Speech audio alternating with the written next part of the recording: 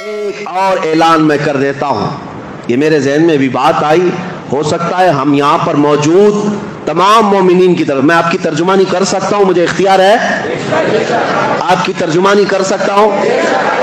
ان کو اگر مارنے مرنے کا اتنا ہی شوق ہے تو میرا یہ پیغام وہاں تک پہنچایا جائے کہ ان سب کو اپنے دھرم سنسد سے باہر نکالو، ہم بھی چلتے وہ بھی چلے، بارڈر پہ کھڑے ہو جاتے ہیں، اپنے ملک کی رکشا کریں گے، اپنے دیش کی رکشا کریں گے۔ اگر ان کو ایسا لگتا ہے یہ جملے ہیں تو یہ جملے نہیں، انشاءاللہ یہ پوری قوم میرے ساتھ رہے، ہزاروں علماء کی تعداد ہمارے ساتھ ہوگی، اور ہم بتاتے ہیں مومنین کبھی موت سے ڈرتے نہیں، ہمارا لقب ہی کفن بردوش ہے،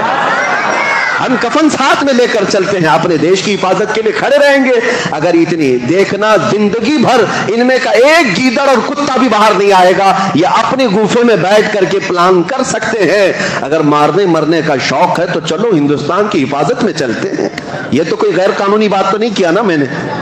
کوئی غیر قانونی بات تو نہیں کیا۔ میرا اس میسج ان تک پہنچایا جائے، بتایا جائے کہ جس دن تمہارا یہ شوق ہے یہ فقیر بھی آئے گا انشاءاللہ، اور گورنمنٹ ہم کو اس بات کی انومتی دے دے، اچھا ہی ہوگا، پرمیشن دے دے، اجازت دے دے، تاکہ ہم بھی جا کر کے یہ دکھائیں کہ کب تک یہ گھٹ گھٹ کر کے مرنے کی زندگی ہو، ہم بھی وہاں پر کھڑے ہو کر اپنے دیش کی حفاظت کریں گے۔ ان کو اپنے دیش سے، اپنے ملک سے کوئی محبت نہیں، یہ اپنے ملک کو توڑنے والے آتنکوادی ہیں،